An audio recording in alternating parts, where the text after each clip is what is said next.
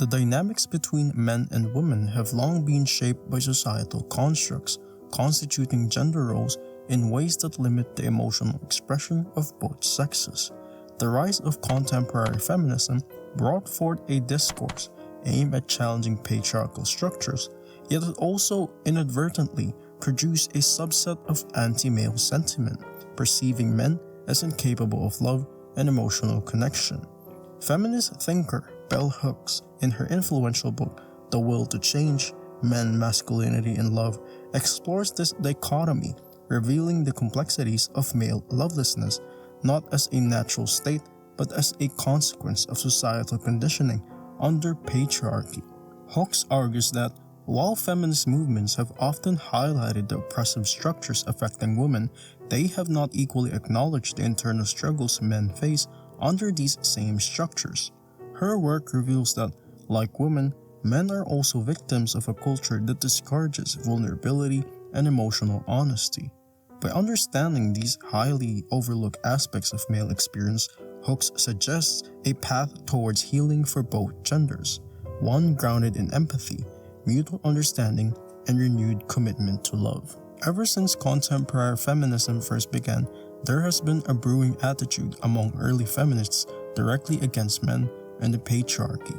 The collective anger and sometimes overt resentment toward men were not merely because of misunderstandings, but rooted in a perceived failure in men's capacity to love deeply and empathetically.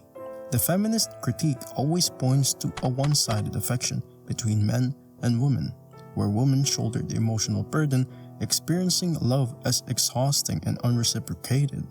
Bell Hooks presents a strikingly candid perspective on these issues, shedding light on the painful reality of lovelessness that many women face in their relationships with men. As she writes, by claiming that they wanted the power men had, man-hating feminists, who were by no means the majority, covertly proclaimed that they too wanted to be rewarded for being out of touch with their feelings, for being unable to love. Hooks' observation emphasizes a crucial aspect of feminist critique, that many women view male stoicism not as strength, but as a profound emotional deficit. Women often romanticize men's lives as more liberated, free from the burden of emotional vulnerability, believing that men are detached from the need to connect with others on an emotional level. To some women, it may appear that men do not feel the urge to give or receive love deeply, making the effort to connect emotionally with them both disappointing and draining. This leads to the idea that to be in love with men is an unbalanced reality, a hope for intimacy that often remains unfulfilled. The anger of some mainstream feminists thus stems from this frustration, a hunger for male love, that ironically is sometimes masked by bitterness. Many women feel ashamed or insecure when expressing a desire for men's affection, fearing that they will be mocked or dismissed as attention seekers. This unvoiced longing can manifest as frustration, while unfulfilled love becomes a source of inner pain and resentment. The divide between women who feel they have found good men and those still searching is stark, as exemplified in social media culture. The rare, celebrated good man becomes a form of achievement, a prized rarity. Meanwhile, the rest of women are left to like the posts of others, secretly wishing they too had a supportive and emotionally available partner. This surface-level understanding of men as emotionless or hopeless in love has created a generation of feminists who focus primarily on what they see as men's most obvious flaws. Hooks supports this observation by noting, feminist writing did not tell us about the misery of men. It did not tell us the terrible terror that gnaws at the soul when one cannot love. Women who envied men for their hard-heartedness were not about to tell us the depth of male suffering. Hooks challenges the mainstream feminist lens, arguing that it often overlooks the male experience, focusing on men's roles as aggressors or emotionally absent figures. However, she asserts that men also harbor deep desires for love, desires often obscured by the emotional mask required by patriarchal culture. Men are caught in a cycle where societal expectations discourage them from exploring or expressing vulnerability. Unlike women who are socially encouraged to express their feelings, men's pain and loneliness go largely unrecognized and at times are trivialized. The societal structure around masculinity traps men in the paradox of unexpressed emotions. Society does not prioritize men's emotional health, and as a result, many men learn from a young age that their happiness is secondary to societal expectations of strength and stoicism. Men are discouraged from admitting emotional need, a reality that is only reinforced by the values of stoicism and discipline associated with real masculinity. Social media, with its polarizing figures promoting a toxic version of masculinity, further distorts men's understanding of emotional health. Male influencers promote a hardened, emotionless persona, teaching young men that suppressing emotions is synonymous with control and power. This perspective traps men in an unyielding cage, alienating them from vulnerability and love.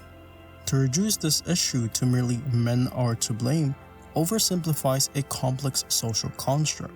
Patriarchy is not a system created by men alone. It is supported and maintained by all members of society, men and women alike. Therefore, when feminist movements address the consequences of patriarchy, it is essential to recognize that men also experience its restrictive effects. However, as Hooks points out, the focus on male suffering often conflicts with certain feminist goals. As she writes, most women do not want to deal with male pain if it interferes with the satisfaction of female desire.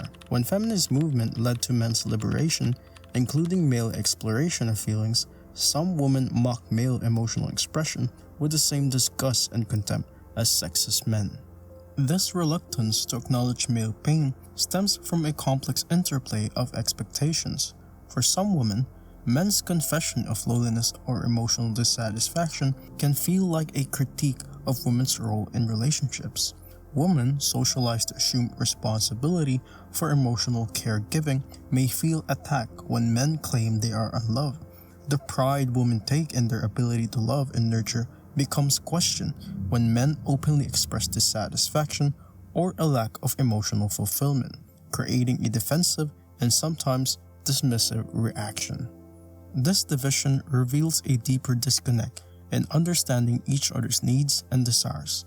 Misjudgments and prejudice became the foundations on which both sexes form opinions about each other, leading to resentment and disappointment.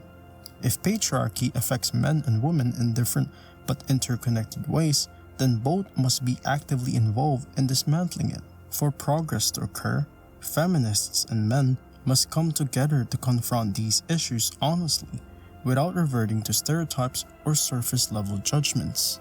Hooks' solution to the culture of lovelessness in men lies in fostering a form of love that transcends conditional affection. She advocates for women to love men not for what they provide, but for who they are, thus helping to break down patriarchal expectations. Hooks explains this notion. To create loving men, we must love males. Loving maleness is different from praising and rewarding males for living up to sexist-defined notions of male identity. Caring about men because of what they do for us is not the same as loving males for simply being. In an anti-patriarchal culture, males do not have to prove their value and worth.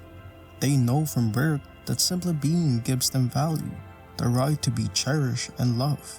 Hooks' prescription for change is rooted in unconditional acceptance. Love in this context is a profound act of defiance against patriarchal standards. Rather than rewarding men solely when they conform to conventional roles, love becomes a tool to redefine masculinity itself. In a society that values people for their inherent worth rather than their adherence to the rigid gender norms, men are liberated from the oppressive need to prove themselves. Such an environment allows them to express vulnerability, to heal, and ultimately to love in ways patriarchy has long discouraged. The desire for love and understanding is not exclusive to women.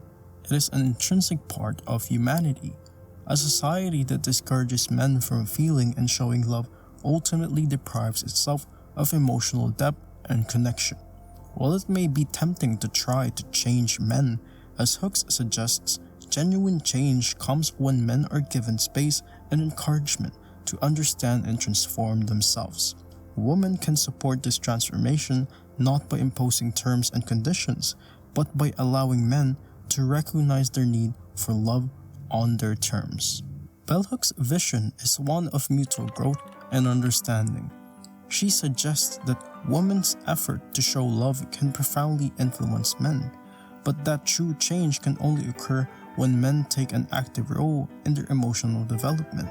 By creating a space where men feel safe to express themselves, society can start to dismantle the patriarchal expectations that have long trapped both sexes. In creating environments of open dialogue, empathy, and understanding, we enable men to connect more authentically with themselves and others. Ultimately, Hooks' call for change stresses the power of empathy and understanding. By recognizing men as individuals capable of growth rather than stereotypes of stoic masculinity, society can reshape the narrative around love and emotional connection. This approach not only enhances relationships between men and women, but also creates a more compassionate world where all individuals can pursue emotional freedom and fulfillment. Bell Hooks' exploration of male lovelessness and feminist perspectives invites us to question the patriarchal constructs that harm both men and women. Her call for women to embrace a compassionate approach towards men highlights a transformative pathway where love and understanding transcends resentment and division. Recognizing men as individuals capable of growth and change rather than fixed stereotypes of unfeeling masculinity allows society to redefine relationships, moving from antagonism to alliance. Through her vision, Hooks reminds us that genuine love and empathy are essential for dismantling the constraints of patriarchy. By creating environments where men and women can express their emotions freely, we move closer to a society that values the humanity in each individual, creating a world where both genders are socially and emotionally liberated.